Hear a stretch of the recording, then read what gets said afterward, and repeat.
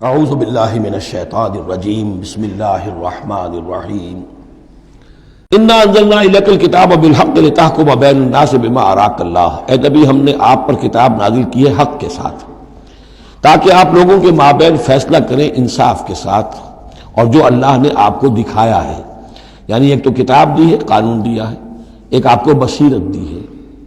یہ اللہ تعالیٰ کی طرف سے بصیرت خاص۔ ظاہر بات ہے کہ ایک جج بیٹھا ہوا ہے اور جج کے پاس سامنے کتاب ہے، فائل ہے، شہادتیں ہیں، گواہیاں ہیں۔ اب ایک اس کی اپنی ایک چھٹی حص بھی ہوتی ہے، اس کی اپنی جو ہے ایک ججمنٹ بھی ہوتی ہے، جس کو کہ وہ بروئے کار لاتا ہے۔ تو اس کو اللہ کہتا ہے جیسا کہ ہم آپ کو دکھاتے ہیں اس کے مطابق فیصلہ کریں۔ وَلَا تَكُنْ لِلْخَائِنِينَ خَصِيمًا، اور خیانت کرنے والوں کی طرف سے آپ نہ جھگڑے، یعنی ان کی طرف سے وکالت نہ فرمائیں کہ آپ کوئی اگر مسلمان ہے، کہنے کو مسلمان ہے خائن، تو اب اس کی طرفداری جو ہے آپ کو نہیں کرنی ہے۔ اس کا اصل میں ایک واقعہ ہو گیا تھا کہ ایک منافق مسلمان، اس نے کسی مسلمان کے گھر میں چوری کی، نقب لگائی، وہاں سے ایک آٹے کا تھیلا لے لیا، کچھ اسلحہ لے لیا۔ وہ اپنے گھر تک آیا تو وہ آٹے کی تھیلے کے اندر کہیں سوراخ تھا، تو وہ آٹا گرتا گیا، تھوڑا تھوڑا وہ سارا راستہ جو ہے پتہ چل گیا کہ اس کے گھر تک سوراخ پہنچ گیا۔ پھر اسے کچھ خیال آیا کہ ممکن ہے مجھ پر شک ہو جائے، اسے پتہ نہیں تھا کہ یہ آٹا بھی میرا لاش فاش کر رہا ہے۔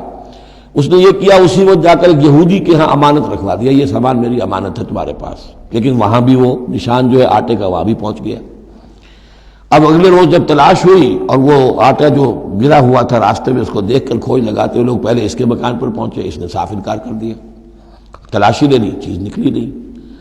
اب انہوں نے دیکھا تو وہ آگے جا رہے ہیں نشان، وہ وہاں پہنچ گئے، یہودی کے ہاں برآمد ہو گیا۔ یہودی نے کہا ٹھیک ہے، یہ مال ہے، یہ رات رکھے یہاں پر حفاظت کے لیے رکھ گیا تھا۔ اب یہاں پہ جھگڑا ہو گیا کہ اس کے جو قوم کے لوگ تھے، اس کے گھرانے کے لوگ، اس منافق مسلمان کے، ان کا نہیں یہ جھوٹ بولتا ہے، یہ یہودی چور ہے۔ اب وہ یہودی کا اور مسلمان جو منافق تھا اس کا مقدمہ تھا جو حضور کے سامنے آیا، اور پوری قوم، اس کا پورا گھرانہ جو ہے، وہ قبیلہ اس کا جو ہے، وہ آ گیا شور مچاتے ہوئے اور قسمیں کھاتے ہوئے، ہمارا یہ آدمی تو بہت نیک ہے، اس پر خامخواہ یہ جھوٹا الزام لگ رہا ہے، اور یہ ہے اور وہ ہے۔ یہاں تک کہ کچھ حضور کا دل بھی پسیجنے لگا اس شخص کے بارے میں۔ اس پر یہ آیت نازل ہوئی ہے، خیانت کرنے والے کی طرف سے آپ وکالت نہ کریں، اس کے سہارا نہ بنیں، اس کو مدد نہ پہنچائیں۔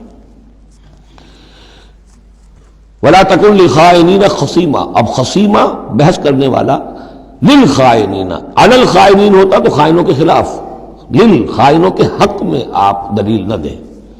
وَاسْتَغْفِرِ اللَّهَ، اور یہ جو بھی آپ کی طبیعت میں نرمی پیدا کچھ ہو گئی تھی، اس پر اللہ سے استغفار کیجئے۔ ان اللہ کان غفورا رحیما، یقیناً اللہ تعالیٰ بخشنے والا اور رحیم ہے۔ وَلَا تُجَادِلْ عَنِ الَّذِينَ يَخْتَانُونَ أَنفُسَهُمْ، آپ مت جھگڑیے ان لوگوں کی طرف سے جنہوں نے کہ اپنے جانوں کے ساتھ خیانت کی ہے۔ اب ہم یہ امید لگائے بیٹھے حضور ہماری طرف سے شفاعت کریں گے، چاہے ہم نے بے ایمانیاں کی ہیں، حرام خوریاں کی ہیں، شریعت کی دجیاں بکھیری ہے، تو حضور گویا کہ ہماری شفاعت کریں گے۔ یہاں فرمایا جائے وَلَا تُجَادِلْ عَنِ الَّذِينَ يَخْتَانُونَ أَنفُسَهُمْ، مت جھگڑیے آپ ان لوگوں کی طرف سے، ان کی طرف سے وکالت مت کیجیے۔ ان اللہ لا يحب من كان خوانا اثیما، اللہ تعالیٰ کو بالکل پسند نہیں ہے وہ لوگ کہ جو خوان ہوں، خیانت کرنے والے اور گناہ گار ہوں۔ یستخفون من الناس ولا یستخفون من اللہ، یہ لوگ شرماتے ہیں اور چھپتے ہیں لوگوں سے، اللہ سے نہیں چھپتے۔ وَهُوَ مَعَهُمْ إِذْ يُبَيِّتُونَ مَا لَا يَرْضَىٰ مِنَ الْقَوْلِ، حالانکہ جب یہ راتوں کو مشورے کرتے ہیں مسلمانوں کے خلاف، حضور کے خلاف، یہ منافقین کی بات آ رہی ہے، تو اللہ تعالیٰ ان کے ساتھ موجود ہوتا ہے۔ اگر تو ایمان ان کا ہو اللہ پر، تو انہیں معلوم ہو کہ اللہ سن رہا ہے ہماری بات۔ یہ مسلمانوں سے ڈرتے ہیں، خفیہ رکھتے ہیں اپنی باتوں کو، ان بدبختوں کو یہ خیال نہیں ہے کہ اللہ وہ تو ہر وقت ہمارے پاس موجود ہے۔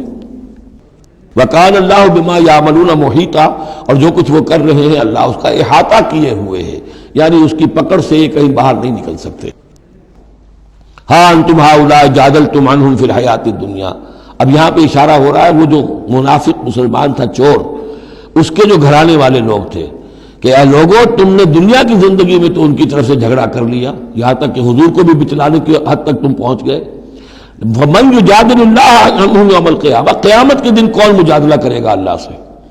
یہاں تم چھڑا بھی لو، حضور کو بھی فرض کیجئے، حضور نے فرمایا، یہ حدیث موجود ہے کہ میرے سامنے کوئی مقدمہ پیش ہوتا ہے تو کوئی ایک فریق زیادہ چرب زبان ہوتا ہے، اپنی بات کو پیش کرتا ہے، اور میرے ہاں سے وہ غلط فیصلہ لے جاتا ہے۔ فرض کیجئے زمین کا کوئی ٹکڑا تھا اور میں نے غلط ڈگری اس کے حق میں دے دی، تو وہ سمجھ لے کہ چاہے میری عدالت سے ڈگری لے کر گیا ہے لیکن وہ جہنم کا ٹکڑا لے کر گیا ہے، زمین کا ٹکڑا لے کر نہیں گیا ہے۔ تو یہ تو معاملات ہیں کہ جو بھی عدل ہو رہا ہے، فیصلہ ہو رہا ہے، اس میں جو بھی کیسز ہیں، جو بھی گواہیاں ہو رہی ہیں، اس کے مطابق فیصلہ کر رہے ہیں۔ اب ہر وقت تو اللہ تعالیٰ کی طرف سے حضور صلی اللہ علیہ وسلم کے لیے ہر مرحلے پر تو نہیں تھا، جہاں اللہ ضروری محسوس کرتا تھا آپ کو متنبع فرما دیتا تھا۔ ہاں انتم ہؤلاء، یہ تمہیں لوگ ہو، جادلتم عنہم فی الحیات الدنیا، تم نے بہت جھگڑا کیا ان کی طرف سے، اپنے ساتھی، اپنے رشتہ دار کی طرف سے دنیا کی زندگی میں۔ فمن یجادل اللہ عنہم یوم القیامہ، تو کون ہے جو اللہ سے جھگڑا کر سکے گا ان کی جانب سے قیامت کے دن؟ ام من یکون علیہم وکیلا، یا کون ہوگا جو اس کا کارساز بن سکے گا، ان کا وکیل بن سکے گا؟ وَمَن يَعْمَلْ سُوءًا أَوْ يَظْلِمْ نَفْسَهُ، اور جو کوئی بری حرکت کرے گا یا اپنے اوپر ظلم ڈھائے گا، ثم يستغفر اللہ، اور پھر اللہ سے استغفار کرے گا، یجد اللہ غفور الرحیم، وہ اللہ کو پائے گا غفور الرحیم۔ سیدھی روش ہے، غلطی ہو گئی، خطا ہو گئی، مان لو، جو دنیاوی سزا ہے وہ بھگت لو، اللہ سے استغفار کرو، آخرت کی سزا سے چھٹکارا مل جائے۔ اب اس سے بھی آگے ہے معاملہ، وَمَن يَكْسِبْ إِثْمًا فَإِنَّمَا يَكْسِبُهُ عَلَى نَفْسِهِ، جو کوئی بھی کوئی گناہ کماتا ہے وہ اپنی جان پر وبال لیتا ہے۔ وَكَانَ اللَّهُ عَلِيمًا حَكِيمًا، اللہ تعالیٰ علیم اور حکیم ہے۔ وَمَن يَكْسِبْ خَطِيئَةً أَوْ إِثْمًا ثُمَّ يَرْمِ بِهِ بَرِيئًا، اور یہ معاملہ تو بہت بڑھ کر ہے کہ کسی نے کوئی گناہ کمایا، کوئی خطا کی، کوئی غلطی کی، کوئی جرم کیا، پھر اس کی تہمت لگا دی ایسے شخص پر جو بری ہے۔ یہودی تو بری تھا، اس کو سزا دلوانے کے لیے سب تل گئے۔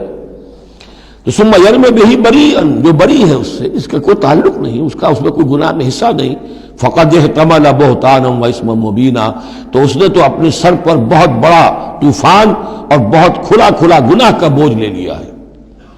ولولا فضل اللہ علیک، اب یہ حضور سے خطاب ہو رہا ہے کہ اس معاملے میں اگر اللہ تعالیٰ نے بروقت آپ کو مطلع نہ کر دیا ہوتا، ولولا فضل اللہ علیک ورحمتہ لہمت طائفۃ منہم ان یضلوک، تو ان میں سے ایک گروہ ان منافقین میں سے وہ تو اس کے اوپر تل گیا تھا کہ آپ کو گمراہ کر دے، یعنی آپ سے غلط فیصلہ کروا لے، عدالت محمدی سے ظلم ہو جائے، اور وہ جو اصل میں مجرم نہیں تھا، بے گناہ جو ہے یہودی، اس کو پکڑ لیا جائے۔ ولولا فضل اللہ علیک ورحمتہ لہمت طائفۃ منہم ان یضلوک وما یضلون الا انفسہم، حقیقت میں وہ نہیں گمراہ کر رہے مگر اپنے آپ کو، وما یضرونک من شیء، اور اے نبی وہ آپ کو نقصان نہیں پہنچا سکیں گے، یعنی ہم ایسے مواقع پر بر وقت آپ کو مطلع کرتے ہیں۔ وانزل اللہ علیک الکتاب والحکمہ، اور اللہ نے آپ پر کتاب نازل کی ہے اور حکمت نازل کی ہے، وعلمک ما لم تکن تعلم، اور وہ ساری باتیں آپ کو سکھائی ہیں جو آپ نہیں جانتے تھے، وکان فضل اللہ علیک عظیما، اور یقیناً اللہ کا فضل آپ پر بہت بڑا ہے۔ صدق اللہ العظیم۔